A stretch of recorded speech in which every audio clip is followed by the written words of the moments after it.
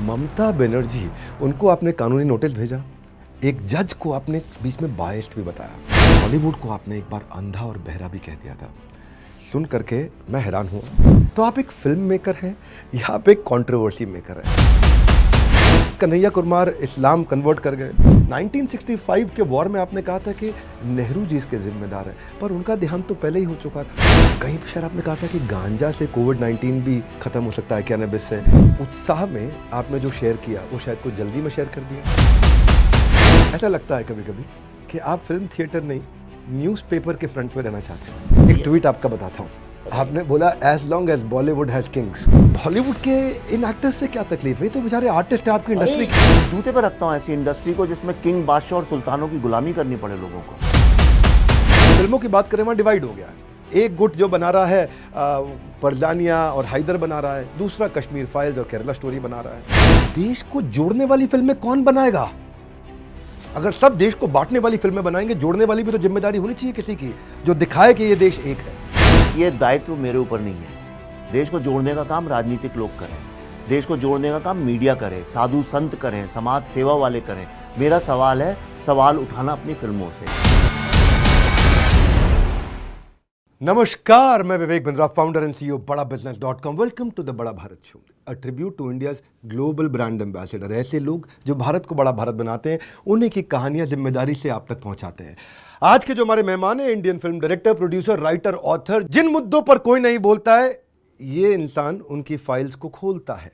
हाँ, पर्दा हो या चर्चा, ये बेबाक बोल डालते हैं। आज आपको मिलवाने जा रहे हैं जो कश्मीर का दर्द दिखाकर जिन्होंने पूरे भारत को रुलाया है। आज उन्हें हमने बड़ा भारत पर बुलाया है। Please welcome mister Vivek Agnihotri. Hello, hi, नमस्ते। नमस्ते सर, स्वागत है आपका। कुछ बाउंसर्स, कुछ बीमर्स और थोड़ी थोड़ी स्पिन भी दूंगा मैं आपको बीच बीच में।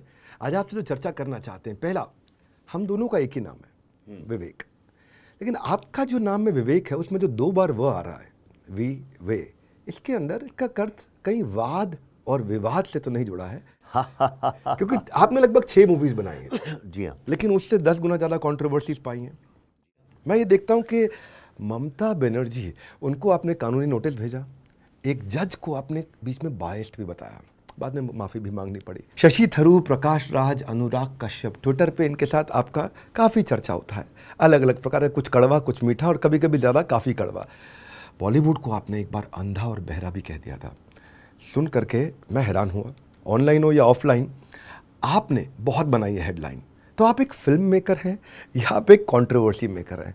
कला की जगह इतना कटाक्ष और कंट्रोवर्सी क्यों? हम सोचते हैं कि देश में शांति हो, पर कभी कभी ऐसी बातों से अशांति भी हो सकती है। तो विवेक जी, इसके विषय में क्या कहेंगे? देखिए, कंट्रोवर्सी की जहाँ तक बात है, कंट्रोवर्सी मैं तो नहीं क्रिएट करता हूँ। जो कंट्रोवर्सी क्रिएट करते हैं वो बताएं क्यों करते हैं। जैसे आप यहाँ बैठे हैं, अब आपने, आपकी शर्ट में लाल रंग भी लगा हुआ है और काला भी है। मैं कहूँ नहीं, इसमें तो साहब ये लाल रंग जो है, इससे मैं बड़ा ऑफेंड हो रहा हूँ। तो ये जिम्मेदारी तो मेरे ऊपर है, मैं क्यों ऑफेंड हो रहा हूँ बताने की। या मैं कहता हूँ ये लाल नहीं तो नीला रंग है, बस कंट्रोवर्सी चालू। और कंट्रोवर्सी, अब देखिए, कंट्रोवर्सी तभी होती है जब उस कंट्रोवर्सी को एक प्लेटफॉर्म मिले। और आज सोशल मीडिया, पॉलिटिक्स, रिलीजन, ऐसा कोई फील्ड नहीं है दुनिया का जो कंट्रोवर्सी को बहुत आदर से उसका स्वागत सत्कार ना करता हूँ। क्योंकि कंट्रोवर्सी से ही लोगों को लगता है कि उनकी जो वक़्त है, जो उनकी जो आइडेंटिटी है, जो उनकी रेपुटेशन है, उससे बनेगी, लोग उन्हें जान जाएंगे। मैं कभी कंट्रोवर्सी क्रिएट नहीं करता हूँ। दूसरी बात, जहाँ तक बॉलीवुड की बात है, या बाकी शशि थरूर या ममता बनर्जी, हो क्या गया कि भारत में ना 75 साल से हम लोगों ने किसी को एंटरप्रेन्योरशिप और लीडरशिप नहीं सिखाई है। हमने लोगों को स्वतंत्र दिमाग से जिंदा रहना नहीं सिखाया, हमने लोगों को टोपीबाजी सिखाई है। तो इसलिए क्या हो गया, सब लोग, आप देखिए इंडिया में कैसे बात करते हैं, जी मालिक, जी सेठ जी। मैं इसके बचपन से अगेंस्ट था। तो ये चाहे ममता बनर्जी हो, चाहे वो प्रधानमंत्री हो, चाहे वो सबसे बड़े रिलीजियस स्वामी हो, ऐसा सबका ये हो गया कि मैं अथॉरिटी हूँ, मेरे सामने अब कोई कुछ नहीं बोल सकता। आप देखिए इंडिया में, आप तो एंटरप्रेन्योरशिप में आप तो नंबर 1 है इंडिया में, पर आप देखिए most of the family driven जो एंटरप्रेन्योर्स हैं, वो कैसे अपने लोगों से बात करते हैं, जैसे वो नौकर हैं, उनको 2 कौड़ी का समझते हैं। तो इसी तरह से जो इंटेलेक्चुअल्स थे या फिल्म मेकर्स थे, वो अपने को बादशाह समझते हैं। और जब वो बोलते थे, दुनिया सुनती थी। उन्होंने बोला वर्ल्ड सेक्युलर है, लोगों ने मान लिया। उन्होंने बोला भारत का इतिहास मुगलों के आने से शुरू होता है, लोगों ने मान लिया। और अगर मैंने उस पर क्वेश्चन उठाया तो इतनी बड़ी एक एंटरप्राइज जो 75 साल से चल रही थी, आप अगर उस पे पत्थर मारेंगे तो वो रिएक्ट तो करेगी, और वो जो एक्शन रिएक्शन है उसको लोग कंट्रोवर्सी बोलते हैं। मेरे हिसाब से वो एवोल्यूशन है। आप जब पत्थर मारते हैं, कई बार पत्थर थोड़ा गलत भी होता है, ऐसा लगता है, क्योंकि कई बार आप उत्साह में कोई गलत चीज़ शेयर कर देते हैं। जैसे देख, वैसे तो शेयरिंग इज केयरिंग, हाँ, लेकिन आप जो इतने डेयरिंग हो गए कि आपने कई बार कुछ भी शेयर कर दिया, फैक्ट नहीं, ऑथेंटिक। देखो, मैं बीबीसी का एक सर्वे आपने शेयर किया, वो सर्वे एक्चुअली ठीक था नहीं, कि कांग्रेस वर्ल्ड की नंबर 2 करप्ट पार्टी है। एक दफ़ा आपने वो सरकाज़म था। देखिए, अभी आपको मैं बताता हूँ ये फैक्ट चेकिंग इंडस्ट्री क्या है, उसके बारे में जो लोग समझते हैं वैसा है नहीं। एक कन्हैया कुमार के बारे में बात कर रहा था, उस पर आपने बताया कन्हैया कुमार इस्लाम कन्वर्ट कर गए, वो फैक्ट चेक में थोड़ा पकड़ा गया, गड़बड़ हो गया उसमें। 1965 के वॉर में आपने कहा था कि नेहरू जी इसके जिम्मेदार हैं, पर उनका देहांत तो पहले ही हो चुका था। इसके अलावा एक एंटी सीएए प्रोटेस्टर की डॉक्टर्ड इमेज भी आ गई। तो कहीं पर शायद आपने कहा था कि गांजा से कोविड-19 भी ख़त्म हो सकता है, कैनबिस से। कई बार ऐसा हुआ कि उत्साह में आपने जो शेयर किया वो शायद कुछ जल्दी में शेयर कर दिया। नहीं, उत्साह नहीं, उत्साह की बात नहीं है। अंधों के शहर में अप्सरा को ले आओगे तो लगेगा कि जैसे कुछ गलत हो रहा है। प्रॉब्लम ये है कि लोगों के दिमाग में सेंस ऑफ ह्यूमर बिल्कुल ख़त्म हो गया। सरकाज़म लोगों ने समझना बंद कर दिया। क्या होता है कि जब एक समझ लीजिए एक MBBS MD एक डॉक्टर है, और वो अगर आपसे कहता है, अरे क्या बोलते हैं, तुम एक काम किया करो, पानी पी लो, उससे कैंसर ठीक हो जाएगा, तो आपको ये समझ में आना चाहिए कि वो व्यंग कर रहा है कि क्या कर रहा है। अब प्रॉब्लम ये है कि दुनिया को सब लोग डम डाउन करने में लगे हुए हैं। आज जो ये पूरी की पूरी सोशल मीडिया नैरेटिव इंडस्ट्री है, लोगों को डम डाउन करना चाहती है। जितने ज़्यादा लोग डम डाउन होंगे उतनी ज़्यादा ये बढ़ेगी। लोग इंटेलिजेंट हो गए तो इनकी ज़रूरत नहीं है, चाहे वो फैक्ट चेकर्स हों, चाहे वो फेक न्यूज़ नरेटर्स हों, सब वही का वही कर रहे हैं। आप ये बताइए कि वो एक आप अगर सटायर साइट पे छपी थी वो खबर, मैंने वहाँ से शेयर की, उसमें नाम भी लिखा हुआ है। दूसरी बात यह है कि जो कन्हैया कुमार का एक राजनीति में एक व्यंग करने का एक तरीका होता है, अब उसको लोग गलत तरीके से समझते हैं। और जहाँ तक आपने जो मुझे बताया है कन्हैया कुमार या इनका जो कुछ है, अगर कहीं गलती भी हो जाती है तो उसको मैं इमीडिएटली डिलीट करता हूँ और कोई बता दे। कई बार हो सकता है, आप समझिए, अगर कल को ये खबर छप जाए कि एक तमिलनाडु में सबसे बड़ा लिथियम का रिजर्व मिला है, और वो एक ऐसी जगह पे छपा हो जिसपे आप बिलीव करते हैं, तो आप उसको शेयर करेंगे। लेकिन अगर कल को कोई बोले ये फेक न्यूज़ है, तो मैं इमीडिएटली उसको डिलीट कर देता हूँ। ऐसा नहीं है। और कोई मैंने ऐसा अपना, मैं पॉलिटिशियन नहीं हूँ, कोई मैं रिलीजियस गुरु नहीं हूँ, और ना ही मैं कोई सोशल मीडिया साइट चलाता हूँ कि मेरे कंधों पे ये भार है कि मैं गलती नहीं कर सकता हूँ। मैं 1000 बार करूँगा, लेकिन 4 गलतियां गिनाई, लेकिन मैंने जो 9099 सत्य भी बताए, उस पर ध्यान किसी का नहीं है। उस पर किसी का ध्यान नहीं है। आपकी बीवी ने आपको 100 बार आई लव यू बोला, उस पर ध्यान नहीं है। एक बार अगर उसने आपसे बात करी, आई हेट यू बोला, तो गुस्सा तो आ गया। आपने उसके खिलाफ एक पूरी क्या बोलते हैं मुहिम जारी कर दी। विवेक जी, पॉइंट वेल टेकन। गलती को सुधार लेने वाले को तो गलत अभी नहीं भी मानते। इसमें व्यंग था, जब मैं बोल रहा था इसमें व्यंग था, इसमें कोई बुरा भी मान सकता है। नहीं, देखिए, जब आपने बोला कि अगर मैंने गलती सुधार लिया, वेल टेकन, लेकिन ऐसा लगता है कभी कभी कि आप फिल्म थिएटर नहीं, न्यूज़पेपर के फ्रंट में रहना चाहते हैं। ऐसा लगता है कई बार कि इमरान खान ने जो इंस्टाग्राम पे वीडियो में म्यूजिक डाला, जी, पर वहाँ पे कंट्रोवर्सी क्रिएट हो गई कि आपने बोला अपने लिए, पठान के गाने में बेशरम रंग को आपने एंटी सेक्युलर बता दिया, कश्मीर फाइल्स को ऑस्कर अवार्ड में शॉर्टलिस्ट होने की बात आपने करी। एक सेकंड, नहीं, यहाँ पे बात हो जाए। अब आप फेक न्यूज़ के लोगों में फंस गए हैं। मुझे लगता है आप फैक्ट चेकर्स ज़्यादा देखते हैं, कम्युनल टाइप के जो फैक्ट चेकर्स हैं उनको ज़्यादा चेक करते हैं दुनिया में। और ये मैं खुल के बोलना भी चाहता हूँ, आपके इतने करोड़ों लोग आपका देखते हैं, दुनिया में एक भी आदमी अगर ये बोल दे कि मैंने ये बोला कि ऑस्कर की जो फाइनल लिस्ट होती है उसमें मेरी फिल्म शॉर्ट लिस्ट हो गई, मैं आज इसी वक्त सब छोड़ के अपने गांव चला जाऊंगा। मैं आज के बाद कभी कुछ बोलूंगा नहीं। और अगर आप नहीं ये साबित कर सकते हैं तो इसका मतलब आप फेक न्यूज़ को कंज्यूम कर रहे हैं। मैंने कभी आज तक ऐसा नहीं बोला। एक कम्युनल रिलीजियस टाइप के फैक्ट चेकर हैं जो एक पर्टिकुलर फेथ के लोगों को सपोर्ट करते हैं, उन्होंने इसको घुमा फिरा के बोल दिया। मेरा एक ही ट्वीट आया है जो ऑफिशियल लैंग्वेज एकेडमी से आती है, मैंने उसी लैंग्वेज को किया है, राइट। और चूंकि लोग अज्ञानी हैं, इग्नोरेंस इज अ ब्लिस, लोग अज्ञानी हैं, इग्नोरेंट हैं, मूर्ख हैं थोड़े, और कुछ महामूर्ख हैं, तो होता क्या है कि इन लोगों के बीच में जब आप कुछ बोलते हैं और अगर 100 महामूर्ख एक ज्ञानी व्यक्ति को क्वेश्चन करने लगे तो वो बेचारा कब तक अपना डिफेंड करेगा। लोग तो बुद्धा के बारे में भी यही बोलते थे जब बुद्धा थे। तो आप दुनिया की कोई ताकत अगर ये बता दे कि मैंने कभी ये बोला कि मेरी फिल्म ऑस्कर के लिए शॉर्ट लिस्ट हो गई, लेकिन वो ऑस्कर की जो लिस्ट है 3000 फिल्मों में से जो 250-300 फिल्म सिलेक्ट होते हैं उसमें वो फिल्म ऑफिशियली सिलेक्ट हुई है, तो दुनिया की कोई ताकत इसको डिनाई नहीं कर सकती। चलो ठीक है, मैं इसको पीछे करता हूँ। क्या ये बात सच है? देखिए मैं आपकी ताशकंद फाइल्स मूवी का फ़ैन रहा हूँ, मुझे पर्सनली बहुत पसंद आई, कुछ लोगों को हो सकता है कम पसंद आई हो, पर ये जो कई बार आपकी बातचीत में एक तरफा फिलॉसफी होने के कारण जो आपकी फिलॉसफी को सपोर्ट करता हो, तो वो हेट स्टोरी कई बार आपकी स्टेटमेंट्स में आ जाती है। ऋषि सोनक प्रधानमंत्री बने, किसी ने बोला कि हमारे देश में कब मुसलमान प्रधानमंत्री होंगे, आपने बोला तब होंगे जब पूरा का पूरा देश का मुसलमान भारत माता की जय वंदे मातरम बोलेगा, तभी होंगे। इसमें क्या गलत बात है?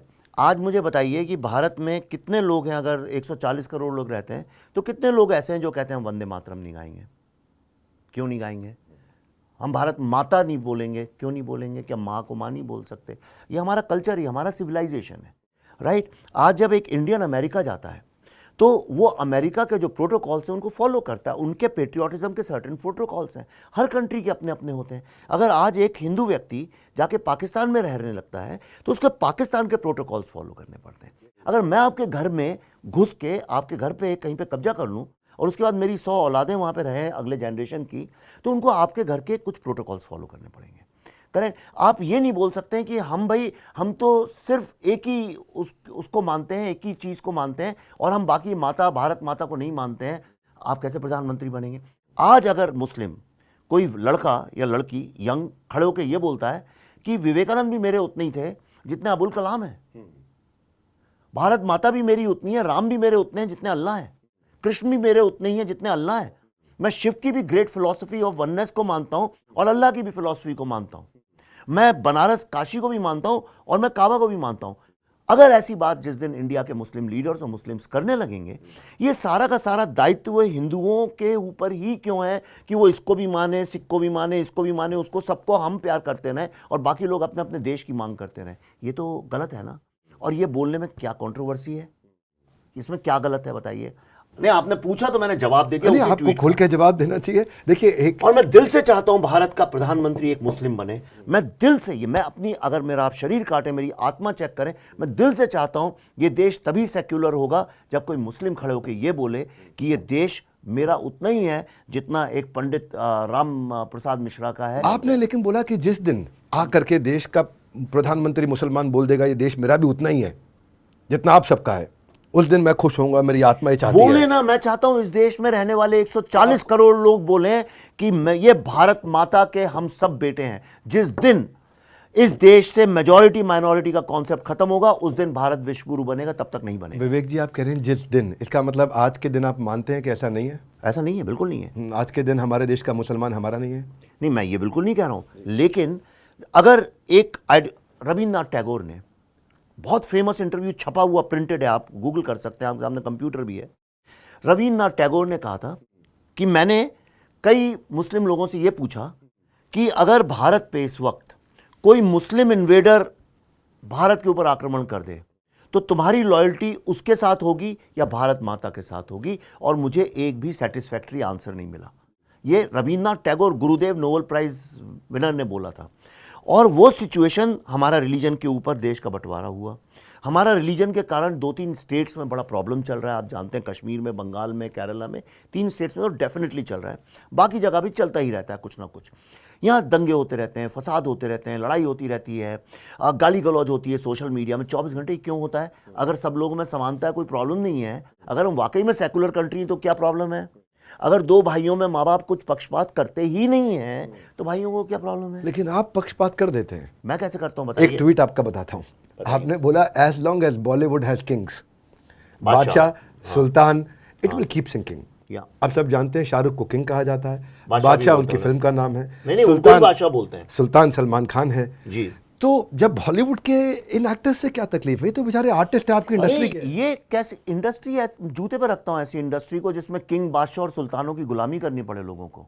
आज 2023 में हम डेमोक्रेसी हैं, वो एक बॉलीवुड डेमोक्रेटिक इंस्टीट्यूशन है कि वो बादशाहों की सल्तनत है क्या वो? और कौन वो व्यक्ति जो खुद को बादशाह बुलवाना पसंद करता है मार मार के? कौन वो है जो कहता है आई एम किंग? ऐसा तो कभी नहीं होता था। राज कपूर साहब ने कभी नहीं किया, दिलीप कुमार साहब ने कभी नहीं किया, देवानंद ने नहीं किया, राजेंद्र कुमार ने नहीं किया, राजेश खन्ना ने ही नहीं किया। लवर बॉय बोलना एक अलग बात होती है, एवरग्रीन हीरो बोलना अलग बात होती है। 2023 में आपको शर्म नहीं आती है कि आप भारत के सबसे अमीर और सबसे प्रसिद्ध आदमी है और आप खुद को किंग, बादशाह और ये भाई और ये सब मीडिया में पीआर, पेड पीआर से करवाते हैं? ये गलत है और इसीलिए बॉलीवुड का विनाश आज हो रहा है और ये विनाश रुकने वाला नहीं है। बॉलीवुड मूवीज को छोड़ते हैं, आपकी मूवीज पे आते हैं। बहुत अच्छी मूवी बनाई आपने, Tashkent file, Buddha in traffic jam, Kashmir files. अब आपने जो मूवीज बनाई हैं उसमें कई बार कटाक्ष होता है। आप मुझसे पूछते भी हैं कहाँ लिखा है, कौन कह रहा है, तो मैं बताता हूँ। टाइम्स ऑफ इंडिया कह रहा है कि बुद्धा इन ट्रैफिक जैम में आपने नक्सल सोल्जर्स को एंटी सोशल बताने पे बहुत ज्यादा समय और मेहनत लगा दी। ताशकंद फाइल्स के लिए क्या वो फिल्मी उसके बारे में ठीक, हिंदुस्तान टाइम्स बोलता है ताशकंद फाइल जो है एक डिस्गस्टिंग प्रोपेगेंडा है। कश्मीर फाइल्स के लिए द हिंदू कहता है कि सम इट इज हाफ ट्रूथ और plenty of distortion. Anurag Kashyap कहते हैं रिसर्च करने की कोशिश करते हैं आप, लेकिन कर नहीं पाते हैं। और यहाँ तक बोला गया कि आप, एक कठोर बोलूँगा, एक चालाक आदमी है जो अपने एजेंडा को प्रमोट करने के लिए इतना क्रिएटिवली प्रेजेंट करते हैं कि लोग आपकी इस एजेंडा को एक्सेप्ट भी कर लें। ये सत्य है, इसमें झूठ क्या है? ये सत्य है। मेरा एजेंडा है, हाँ, मेरा एक एजेंडा है और एजेंडा सबका होना भी चाहिए। अब तो आपको ये नहीं पता, आप क्यों अपने ऑफिस में आके सुबह एजेंडा पूछते हैं? बड़े बड़े टाटा हों, चाहे इलॉन मस्क हों, चाहे प्रधानमंत्री हों, सब आके बोलते हैं जब मीटिंग में बैठते हैं, okay what is the agenda. मैं बिल्कुल ठीक बोलते हैं, पर ये एजेंडा के चलते विवेक जी जो समस्या आती है वो ये है कि इस बायस्ड व्यू को प्रमोट करते करते किसका व्यू इस दुनिया में, किसका आपका बायस नहीं है व्यू? आपका अपने बच्चे को लेके बायस नहीं है? मेरा अपनी बहुत बीवी, बायस्ड है, बच्चे, माँ बाप, बहुत सारी चीजों में बायस्ड है। मैं एजेंडा पे भी अग्री करता हूं। करण जौहर साहब जब फैमिली की फिल्म बनाते हैं, अगर मेरे बायस्ड व्यू से नेशनल इंटेग्रिटी पे सवाल उठने लग जाए, मैंने कब नेशनल इंटेग्रिटी, मेरे कारण नेशनल इंटेग्रिटी पे सवाल उठेगा? यानी अब मेरे कारण अगर उठ रहा है तो मतलब या तो सामने वाला अंधा है या मूर्ख है, कैसे उठ रहा है? यानी आप प्रोपेगेंडा जो शब्द है ना, जिस चीज़ से आप सहमत नहीं हो उसे प्रोपेगेंडा बोलिए, ठीक है? मेरी करण जौहर, प्रोपेगेंडा का मतलब है कि जो सत्य नहीं है आप वो दिखा रहे हैं, असत्य दिखा रहे हैं, जैसा होता नहीं है ज़िंदगी में आप वो दिखा रहे हैं, वो प्रोपेगेंडा है। तो आप मुझे बताइए, करण जौहर जिस तरह की फैमिली दिखाते हैं ऐसी फैमिली कहाँ होती है? जिस तरह के स्टूडेंट्स वो दिखाते हैं वैसे कहाँ होते हैं? तो वो भी तो प्रोपेगेंडा ही है। एक 5 फुट 5.5 फुट का आदमी बादशाह तो नहीं हो सकता, राइट? उसको खुद को बादशाह बुलवाना वो भी तो प्रोपेगेंडा ही है। ये प्रोपेगेंडा की ही दुनिया है भाई साहब। मान ले आपका एजेंडा भी है, आपका एक प्रोपेगेंडा भी है, आपका भी प्रोपेगेंडा। आप नहीं करते प्रोपेगेंडा? मैं एकदम करता हूँ, पूरे उत्साह से करता हूँ। आप भी पर मैं ऐसे प्रोपेगेंडा में बिलीव करता हूँ जहाँ देश एक रहे। लेकिन वैसे आपने कश्मीर के लिए काफी प्रयास किया। मेरी कौन सी ऐसी फिल्म है जिसको देख के आपको लगता है दुनिया क्या कहती है, मारिए गोली? मैं आपके शो में आया, उनके शो में नहीं आया हूँ। मुझे जाना होता मैं अनुराग कश्यप के शो में जाता, करण जौहर के शो में जाता, कॉफी विद करण में। मैं आपके पास आया हूँ बिकॉज आई थिंक आप उनमें से एक नहीं है। मैं आपसे ये जानना चाहता हूँ कि मेरी कौन सी ऐसी फिल्म है जिसको आपको लगता है प्रोपेगेंडा है? देखिए, मैं तो आपने इंटरव्यू आपका था, आपने मुझसे पूछ लिया, मैं उत्तर फिर से दे देता हूँ। मुझे आपकी ताशकंद फाइल्स मूवी बहुत पसंद है। कश्मीर फाइल जो आपने बनाई, बहुत अच्छे बजट में बनाई, बहुत कम बजट में आपने बनाई, और 15 करोड़ की मूवी में 350 करोड़ के आसपास का रेवेन्यू रहा। हो सकता है मेरी जानकारी थोड़ी सही है, 352 या 352 करोड़। ये फिल्म एक कॉज पे बनी, कश्मीरी पंडितों के लिए। उसमें आपका एजेंडा था कि मैं कश्मीरी पंडितों के लिए उनकी कहानी को बताऊं लोगों तक।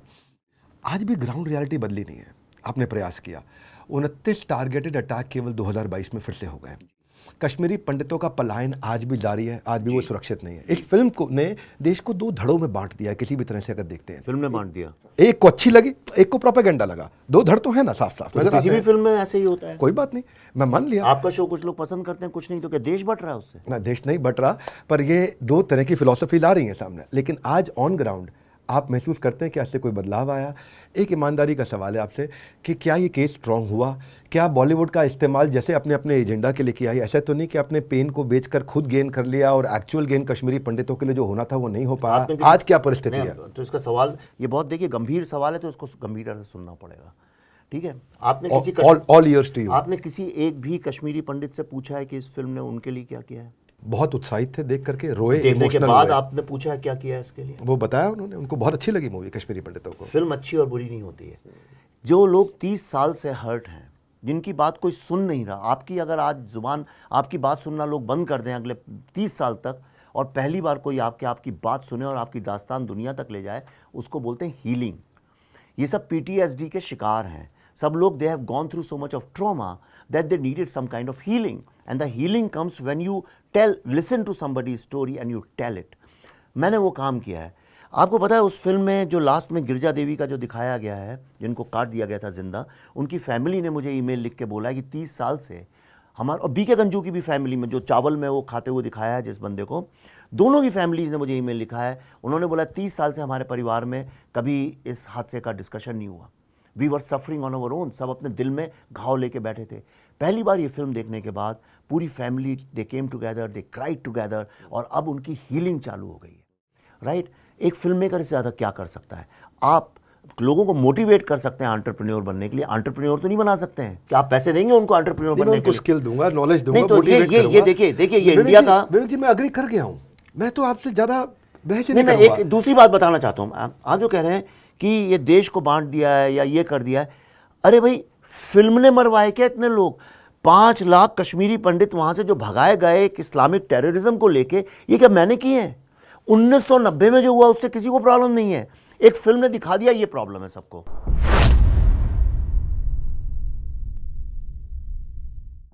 बॉलीवुड के नेपोटिज्म के खिलाफ आप कहते हैं कि सन 2000 के बाद से नेपोटिज्म बढ़ गया है। आप ये कहते हैं कि ग्रुपिज्म, फेवरेटिज्म बढ़ गया, पर ये तो पहले भी था। सनी देओल, बॉबी देओल पहले भी थे। पहले भी राज कपूर उनकी एक्सटेंडेड फैमिली थी। पहले भी आमिर खान फिल्मी परिवार से आ रहे थे, सलमान खान सलीम खान के साथ आ रहे थे। आप भी तो कुछ लिमिटेड सेट ऑफ एक्टर्स के साथ ही काम करते हैं। आप भी तो कुछ लिमिटेड लोग, अनुपम खेर, मिथुन चक्रवर्ती और आपकी धर्मपत्नी श्रीमती पल्लवी जोशी जी के साथ ही काम करते हैं। तो जो आप क्रिटिसाइज कर रहे हैं, क्या वो आप खुद प्रैक्टिस नहीं कर रहे हैं? आपके हिसाब से बॉलीवुड का सबसे पावरफुल पर्सन कौन है? बॉलीवुड में सबसे अंडररेटेड एक्टर कौन है? बहुत अच्छे लेकिन नाम नहीं है उनका। बॉलीवुड में नेपोटिज्म का झंडा सबसे ज्यादा किसने गाड़ा है? कास्टिंग काउच, बॉलीवुड में लड़कियों का यौन शोषण, क्या ये सच्चाई है?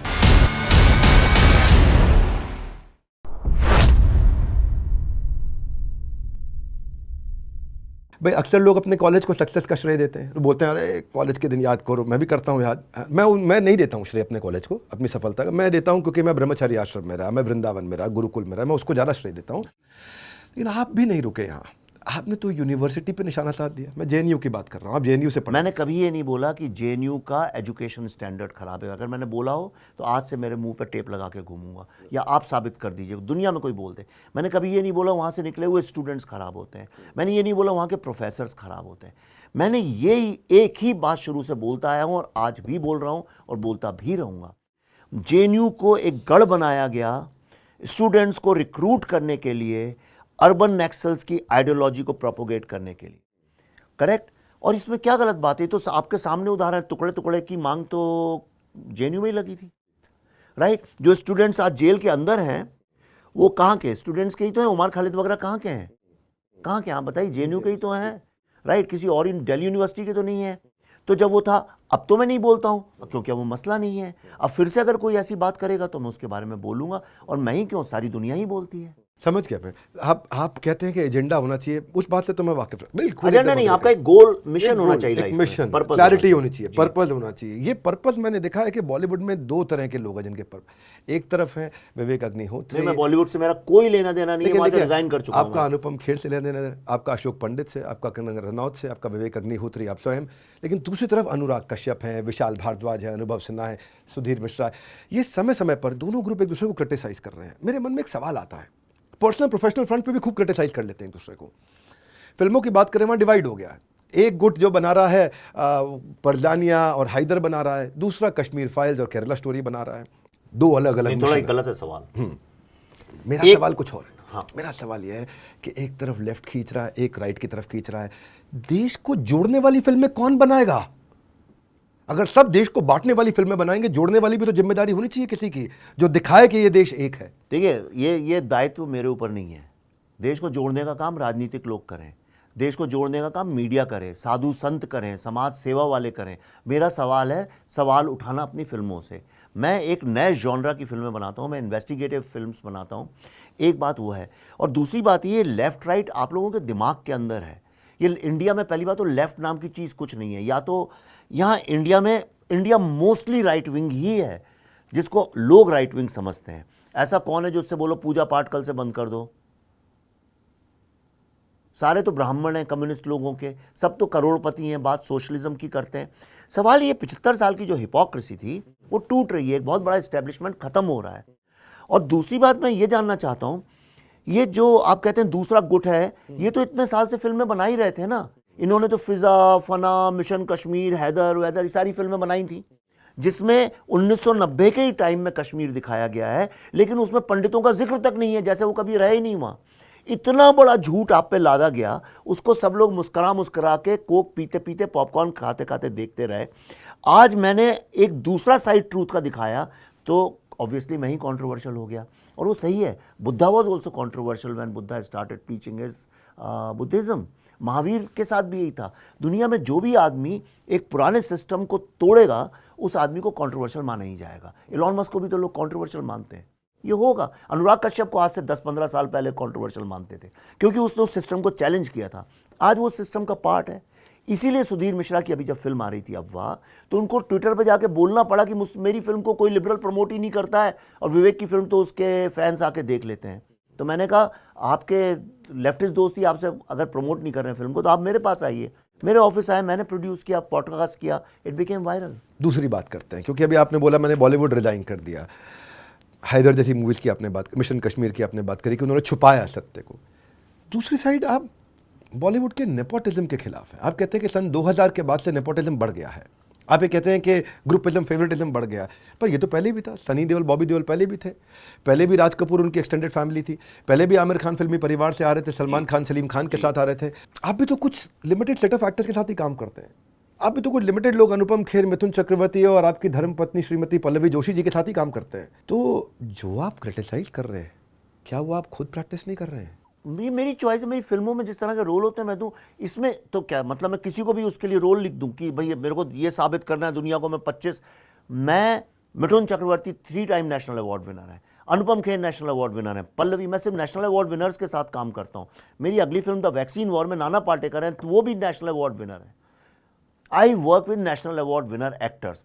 आप बताइए, जब आप क्रिकेट टीम बनाते हैं, आप बेस्ट प्लेयर्स लेते हैं कि इस दुनिया को दिखाने के लिए मैं बड़ा अच्छा आदमी हूँ, अच्छा भाई तू भी आ जा, तू मेरे पड़ोसी का बेटा, बेस्ट ऑफ द बेस्ट लेंगे लेंगे, मेरिट तो पे मैं बिलीव क्यों ना करना लूं? तो चाहिए। मैं मेरिट पे लेता हूं। मैं स्वागत करता हूं इस उत्तर का, लेकिन अब मैं, अगर आप मुझे परमिशन, मैं थोड़ी मैं अपने नालायक बेटे को काम देता हूं। और मेरी अगर पत्नी काम करती है तो वो ट्वाइस नेशनल अवार्ड विनर है, और दुनिया में कोई आप क्वेश्चन कर सकते हैं उसके परफॉर्मेंस? नहीं, मेरे जो उनका परफॉर्मेंस आपको मैं बोल देता हूं। अगर श्रीमती पल्लवी जी आप देख रहे हैं तो आपका भी मुझे ताशकंद फाइल्स में रोल बहुत अच्छा लगा।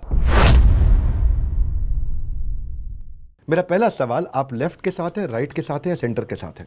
मैं अपने साथ हूँ। आपके हिसाब से आपकी अब तक की सबसे अच्छी फिल्म कौन सी थी? मेरा ऐसा ख्याल है द ताशकंद फाइल्स। आपके हिसाब से आपकी अब तक सबसे बुरी फिल्म कौन सी थी? मेरा ऐसा ख्याल है गोल। अभी तक इतिहास में भारत के पॉलिटिक्स में बेस्ट मूवी कौन सी लगी आपको? The Tashkent files I would say, या the Kashmir files for its courage. यानी इतनी करेज भारत में आज तक मैंने किसी में देखी नहीं। आपके हिसाब से बॉलीवुड का सबसे पावरफुल पर्सन कौन है? करण जौहर और शाहरुख खान, 2 लोग। आपके हिसाब से बेटर एक्टर कौन है, कंगना रनौत या दीपिका पादुकोण? Kangana Ranaut, any day. आपके हिसाब से बेटर एक्टर कौन है, मनोज बाजपेयी या Nawazuddin Siddiqui? Any day Manoj Bajpayee for his versatile, is very versatile. आपके हिसाब से बेटर डायरेक्टर कौन है, आर्टिकल 15 के अनुभव सिन्हा या गैंग्स ऑफ वासेपुर के अनुराग कश्यप? आई वुड से Anurag Kashyap is a honest film maker. I don't think Anubhav Sinha has made an honest film because he manipulated the facts in his film. Haider के विशाल भारद्वाज या कश्मीर फाइल्स के विवेक अग्निहोत्री? हैदर के विशाल भारद्वाज. आपके हिसाब से बॉलीवुड में सबसे अंडररेटेड एक्टर कौन है बहुत अच्छे लेकिन नाम नहीं है उनका? मिथुन चक्रवर्ती. आपके हिसाब से सबसे ओवररेटेड एक्टर कौन है, किसी काम के नहीं है लेकिन बहुत नाम है? वो जिनके नाम है वो सारे. किसी एक का नाम लेना चाहेंगे? अब सारे के सारे, मतलब मैं नाम लेके नहीं बोलूँगा किसी के, लेकिन वो जितने लोग 100-100 करोड़ के ऊपर पैसे लेते हैं वो सारे के सारे, I think most of them are non actors. कौन कौन लेते हैं 100-100 करोड़ के ऊपर? आप सब जानते हैं, आप सब ज्ञानी हैं इस बात के, मैं किसी का नाम नहीं लूँगा. लेकिन आलिया भट्ट, श्रद्धा कपूर, जानवी कपूर, सारा अली खान, इन चारों में से आप किसके साथ काम करना चाहेंगे? मैं चारों के साथ काम करना चाहूँगा. मैं हर एक की, देखिए अपनी ये कॉफ़ी विद करण तो है नहीं कि यहाँ पे मैं ऐसा फंस के सवाल दूँ. मुझे ऐसा लगता है कि ये सवाल ही अपने आप में गलत है. वो ऐसे जैसे आपसे पूछा जाए कि आप अपनी पत्नी और अपने पिता और अपनी माँ और अपने बेटे के चारों के बीच में किसके साथ टाइम बिताना चाहेंगे? मैं चारों के साथ बिताना चाहूँगा. वरुण धवन, रणवीर कपूर, अर्जुन कपूर या अभिषेक बच्चन, इनमें से किसके साथ काम करेंगे? मैं सबके साथ करना चाहूँगा, इन सबको जोड़ के एक शोले जैसी फिल्म बनानी चाहिए। और इनमें से कोई ऐसा है जिसको आप ना इसके साथ नहीं? देखिए, Ranbir is a very talented, I love Abhishek Bachchan for his sincerity and honesty, and Varun has helped me in crisis, so I have a very special place for him in my heart. आपके हिसाब से बेटर एक्टर कौन है, अमिताभ बच्चन या Anupam Kher? Anupam Kher can become many characters, Amitabh Bachchan in any role will ultimately remain Amitabh Bachchan, but मैं अमिताभ बच्चन को ही देख के बड़ा हुआ हूँ, और मेरे दिमाग में, अगर मैं दुनिया में किसी स्टार को अपना आइकॉन नहीं मानता हूँ, लेकिन एक आदमी जिसको मैं बहुत श्रद्धा करता हूँ वो अमिताभ बच्चन है, और जिससे मैं बहुत प्यार करता हूँ वो है अनुपम खेर। बॉलीवुड में नेपोटिज्म का झंडा सबसे ज़्यादा किसने गाड़ा है? करण जौहर ने। कास्टिंग काउच बॉलीवुड में लड़कियों का यौन शोषण, क्या ये सच्चाई है? मुझे पता नहीं, करण जौहर जी सब जानते हैं, उनसे पूछिए। अगर करण जौहर ने आपको अपने शो पे इनवाइट किया तो क्या आप जाएंगे? Definitely not. आप इतनी कंट्रोवर्सीज क्रिएट कर लेते हैं या हो जाती हैं, क्या कभी डर लगता है? यानी मुझे ये बताइए कि एक आदमी, मैंने ये ब्लैक शर्ट पहनी है, एक आदमी आके कहता है आपने वाइट शर्ट क्यों पहनी है, तो उससे क्यों डर लगेगा? बल्कि मैं तो हंसता हूँ इन मूर्खों के ऊपर। अगर आप एक फिल्म मेकर नहीं होते तो क्या आप एक पॉलिटिशियन होते? मुझे आप 10,000 करोड़ रुपए भी रख देंगे, मैं कभी पॉलिटिशियन नहीं बनूंगा। आपको आज तक विवेक अग्निहोत्री जी बेस्ट कॉम्प्लीमेंट क्या मिला है for Kashmir Files? We have started healing. अभी तक सबसे बुरा क्रिटिसिज्म क्या मिला है कश्मीर फाइल्स के लिए? कुछ नहीं, ये सब ऊटपटांग की प्रोपेगेंडा है, ये है हमारी साइड क्यों नहीं है, और उठे हुए बच्चों की बात है कि हमारी चॉकलेट क्यों ले ली, नहीं मेरे को गलत आउट कर दिया, मैं बैटिंग मैं करूंगा, इस तरह की बातें। नॉर्मली मैं बॉलीवुड के सवाल नहीं करता हूँ, पर क्योंकि उस इंडस्ट्री में आपने बहुत काम किया मैं है। जवाब भी नहीं देता हूँ बॉलीवुड के, लेकिन आप, I like you, that's I am doing it. बहुत बहुत धन्यवाद। थोड़ी थोड़ी मेरी प्रशंसा होती रहती है, उत्साह बढ़ता रहता है। 3 जर्नलिस्ट का नाम लूँगा, इनमें से नंबर 1 बेस्ट कौन सा है, नंबर 2 कौन सा है, नंबर 3 समझ में आ जाएगा। राजदीप सरदेसाई, बरखा दत्त या रवीश कुमार? बरखा दत्त। बहुत खूब, बहुत खूब। पर दूसरी तरफ चलते हैं, राहुल गांधी या प्रियंका गांधी, आपके हिसाब से क्या लगता है दोनों में से पोटेंशियल किस में ज़्यादा है? दोनों ही, देखिए वो गलत, बहुत अच्छे लोग हो सकते हैं, लेकिन मार मार के उनको बना, इसी नेपोटिज्म के मैं खिलाफ हूँ। कांग्रेस में कई लायक लोग हैं, कितने सारे लायक लोग हैं जो, और मैं कहता हूँ तो आपको लगता है दोनों में पोटेंशियल नहीं है? Zero, I think they totally don't deserve. आपके हिसाब से बेहतर प्रधानमंत्री कौन रहे हैं, नरेंद्र मोदी या अटल बिहारी वाजपेयी? ऑब्वियसली नरेंद्र मोदी। हालांकि मैं अटल बिहारी वाजपेयी जी की गोदी में खेला हूँ, मेरे ऑफिस में भी उनके साथ बड़ी फ़ोटो लगी, हमारा उनसे घरेलू रिश्ता भी था, तो मुझे कायदे से तो उनके साइड बोलना चाहिए। पर मोदी जी का जो सबसे बड़ा कॉन्ट्रीब्यूशन है, लोग जानते नहीं हैं, क्योंकि जो पब्लिक में एक इमेज होती है वो एक अलग होती है। भारत को जोड़ने, आज केरला से लेकर कश्मीर तक लोगों को जोड़ने का जो काम है, एक आदमी ने बोला कि चलो आज झंडे लगा दो, और पूरा भारत झंडे लगा रहा है, कहीं नहीं भी लगाते होंगे। उनने बोला कि अच्छा चलो नेशनलिज्म के सूत्र में बन जाते हैं, सब लग गए, चलो भारत को स्वच्छ करते हैं, स्वच्छ करना, ये जो एक चीज़ है इंस्पिरेशन की, I think India needed. Bharat को हमेशा से, देखिए हम लोग आस्था वाले लोग हैं, हमको हमेशा एक बुज़ुर्ग चाहिए होता है जो हमें इंस्पायर और मोटिवेट करे, जिस पर हम श्रद्धा करें और उसकी कई बात को फॉलो करें। यही गांधी ने किया, यही नेहरू ने किया, और ये अब मोदी जी कर रहे हैं। हमें ऐसा ही लीडर चाहिए प्रधानमंत्री। एक आखिरी प्रश्न, विवेक अग्निहोत्री जी की अब तक की, ये थोड़ा मीठा प्रश्न है, सबसे बड़ी अचीवमेंट क्या है? मैं तो नहीं समझता हूँ कि ऐसा कुछ मैंने अचीव किया लाइफ में। अचीवमेंट से ऐसा भी लगता है कि भाई आप बस अंत पे पहुँच गए, लाइफ टाइम अचीवमेंट इनको अवार्ड दे दिया जाए, ऐसा नहीं है। लेकिन एक चीज़ मैंने ज़रूर अचीव करने की कोशिश की है, जो थोड़ा सफल भी हुआ हूँ। मैंने बॉलीवुड का जो साम्राज्य था उसको तो डेफिनेटली ध्वस्त करने की कोशिश की, और वो ध्वस्त हुआ भी है। बॉलीवुड ने एक झूठ बना के रखा था कि इसके अलावा और कोई तरीका ही नहीं है फिल्म बनाने का। मैंने वो हर परिभाषा को तोड़ दिया। विदाउट स्टार्स बनाता हूँ, मैं बहुत कम बजट में बनाता हूँ, ऑलमोस्ट ज़ीरो मार्केटिंग बजट अपना रखता हूँ। ऐसे विषयों पे बनाता हूँ जिसके लिए जो फिल्मों के बारे में कुछ भी नहीं जानता उसको भी बोल दो तो कहेगा अरे पागल हो गए हो क्या, काहे को आग में कूद रहे हो भैया, इस पर फिल्म नहीं बनाना। मेरी फिल्मों में गाने आने नहीं होते हैं, मेरी फिल्मों में कॉमेडी नहीं होती है, मेरी फिल्मों में एक्शन नहीं होता है, मेरी फिल्म में रिश्ते नहीं होते हैं, लव स्टोरी, मेरी फिल्मों में कुछ होता ही नहीं है सवाए 2 ग्रुप्स के जो आपस में बहस करते हैं, एक विषय है उस पर 2 लोग बात करते रहते हैं। और ये मैंने ज़रूर साबित कर दिया है कि उन सब चीज़ों के बिना भी फिल्म जनता तक पहुंचाई जा सकती है। मैंने एक न्यू मार्केटिंग, एक new style of film making और एक न्यू नैरेटिव लोगों को जागरूक करने का काम लाया हूँ।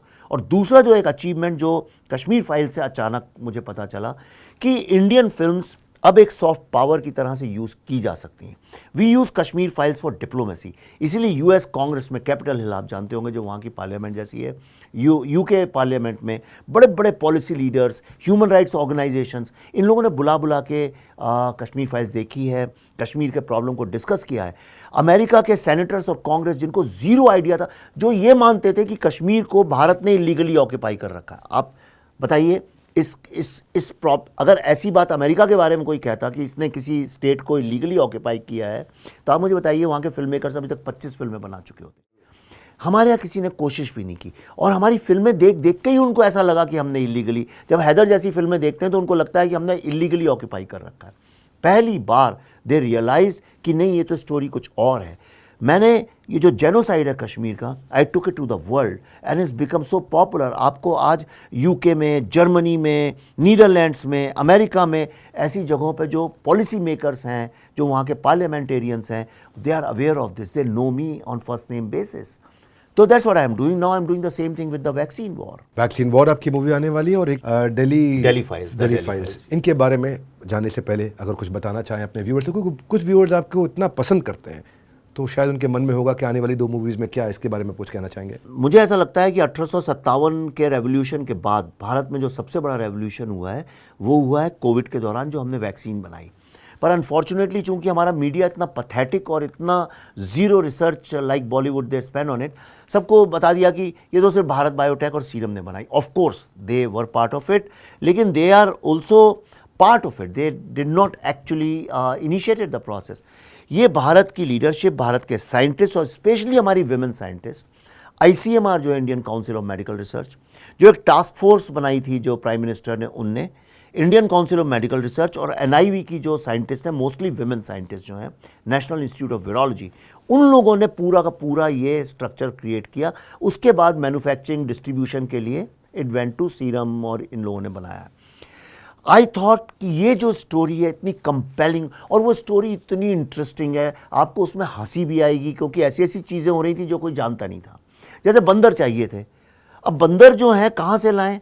बंदर, चूंकि लॉकडाउन था, कोई तीर्थ यात्री या कोई टूरिस्ट उनको कुछ चने खिलाने के लिए नहीं था, तो बंदर सारे जंगल के अंदर चले गए। तो साइंटिस्ट लोगों ने सोचा चलो हम बंदर हम पकड़ लाएंगे, एक दिन में ले आएंगे। 28 दिन वो लोग अंदर रहे और बंदर नहीं मिले। ये किसने किया? साइंटिस्ट, यंग लड़कों ने, जिनका कोई लेना देना नहीं जंगल से। किसी को ये नहीं पता है, हमने ईरान से 6000 लोग हमारे पास गए थे, शिया मुस्लिम्स, क्योंकि जैसे मक्का होता है ऐसे कौम करके उनका रिलीजियस डेस्टिनेशन है। वहाँ से हमारे साइंटिस्ट गए, लैब लगाई, उन पे हमला हुआ, वो लोकल मिलिशिया आ गया, भाग के गए उसमें एम्बेसी के गोडाउन में जाके वहाँ पे लैब लगाई और लोगों को लेके आए। ऐसी कितनी चीज़ें बैकग्राउंड में हुई जिसके बारे में कोई जानता नहीं है। और जो सबसे बड़ी बात मुझे लगी कि हमारी जो माँ बहनें थीं, उन लोगों के त्याग और तपस्या की जो कहानी है 2 साल की, वो लोगों तक लाना बहुत आवश्यक है। इसलिए इस फिल्म को, कौन वैक्सीन पे फिल्म बनाएगा आप बताइए? आज जो 10 रुपये कोई नहीं लगाए वैक्सीन पे फिल्म बनाने के लिए। तो जो कश्मीर फाइल से थोड़ी बहुत इनकम हुई थी, थोड़ी बहुत इसलिए बोल रहा हूँ, थोड़ी ही बहुत हुई थी, बहुत तो बड़े पार्टनर्स की होती है। और जब स्टूडियो इन्वॉल्व होते हैं, लोगों को शायद पता नहीं है, लोगों को लगता है 350 करोड़ किया है बिजनेस तो सारे पैसे विवेक के पास आ गए। ऐसा नहीं है, उसका बहुत छोटा हिस्सा आपके पास आता है। हमने 10 करोड़ रुपए में ये फिल्म पूरी अपने पैसे से बनाई है और इसको मार्केट ऑलमोस्ट, अब पैसे भी नहीं है मार्केटिंग के, तो हम लोगों से प्यार मोहब्बत से कर आके उसको कर रहे हैं। That is what the vaccine war is. Vivek ji, आप इंसान एक हैं, लेकिन आप में न जाने कितनी आवाज़ें दबी हुई हैं, जिनमें से कुछ बातें आपने यहाँ करी। आप जो काम करते हैं कभी उसके रूप में नज़र आता है वो आपकी फाइल्स में, और कभी आपके क्रोध के रूप में भी नज़र आता है। मैं क्रोधित बिल्कुल रहता ही नहीं हूँ। देखिए, मैं आपको एक बात आज बताता हूँ, अगर आप ध्यान से मेरी चीज़ों को फॉलो करें, सारा जितना मेरा मटेरियल अवेलेबल है मेरी किताबों को, अर्बन नक्सल्स 90% स्पिरिचुअल बुक है। मैं बहुत ही स्पिरिचुअल आदमी हूँ, मैं वेदांता को मानने वाला व्यक्ति हूँ, मैं विवेकानंद का भक्त हूँ। और अगर विवेकानंद को लोग ध्यान से पढ़ें तो आधे हिंदू लोग तो उनको शायद रिजेक्ट ही कर दें, क्योंकि उन तो इतने मॉडर्न थिंकिंग के थे। मैं अद्वैता को मानता हूँ, पूरा दिन में मैं सात्विक खाना खाता हूँ। मैं क्रोधित नहीं हूँ, मैं कॉन्फिडेंट आदमी हूँ। प्रॉब्लम ये हो गया है, वही तो मैंने लिखा था, अंधे बहरों के शहर में कुछ बोलने का फ़ायदा क्या है। प्रॉब्लम है हर आदमी इतना डरा हुआ अपॉर्चुनिस्ट हो गया है कि जो आदमी कॉन्फिडेंस और कन्विक्शन से बात करता है वो क्रोधित लगने लगता है। पर ये ऑनेस्ट एग्रेशन कहा जा सकता है, ईमानदारी से आप अपनी बात को रखते हैं। नहीं, इसको असर्टिवनेस बोलते हैं, इसको अग्रेशन नहीं बोलते हैं। मैं किसी को मारता नहीं, गाली नहीं देता, आपका गुस्सा यही नहीं। असर्टिवनेस बाखूबी लोगों को नजर आता है, कभी सिल्वर स्क्रीन पर नजर आता है, कभी सोशल मीडिया पे बाहर आता है। आशा करता हूँ आपकी कला से सबका खूब भला हो और बढ़ता जाए। हाँ, आपके वो देखिए, हम सब मिलकर सिर्फ एक फिल्म ही नहीं बल्कि मिलकर एक ऐसी दुनिया भी बनाए जहाँ नफरत का नामो निशान समाप्त हो जाए। आप फिल्म मेकर के साथ एक फाइल मेकर भी हैं, आपकी कई फाइल्स आ रही हैं, जिसके लिए मैं आपको बहुत सारी शुभकामनाएं देना चाहता हूं। आपने दोनों मूवीज़ के बारे में बात करी, आपकी आने वाली हर फाइल के लिए आपको बहुत बहुत शुभकामनाएं। निश्चित रूप से आपने बेबाकी से सारे उत्तर दिए और आपके लिए हमारे मन में आपके इस करेज के लिए बहुत रिस्पेक्ट है। Thank you. आप सबसे कहूँगा जिसको इस तरह के कंटेंट में इंटरेस्ट है उसको ज़रूर शेयर कर देना चाहिए। इसमें उन्होंने बहुत बेबाकी से अपनी बातों को रखा है और जो फिल्म्स को समझना चाहता है या थोड़ा पॉलिटिक्स को, बर्निंग इश्यूज़ को समझना चाहता है, उन तक ये वीडियो ज़रूर पहुँचाइए। अपना फीडबैक लिखिएगा हमारे को। अगला गेस्ट आप किन से मिलना चाहते हैं द बड़ा भारत शो में, बस थोड़ा सा और इंतज़ार। एक और आ गया बड़ा वाला बुधवार, जहां हम आपको मिलवाएंगे किसी ऐसे व्यक्ति से जिसने भारत को बड़ा भारत बनाया है। आप सबका हृदय की गहराई से प्रेम पूर्वक हाथ जोड़ के विनम्रता पूर्वक वर्ल्ड के नंबर 1 एंटरप्रेन्योरियल यूट्यूब चैनल को सब्सक्राइब करने के लिए और इस वीडियो को पूरा देखने के लिए बहुत बहुत धन्यवाद। विवेक जी, आपका विशेष धन्यवाद। Thank you.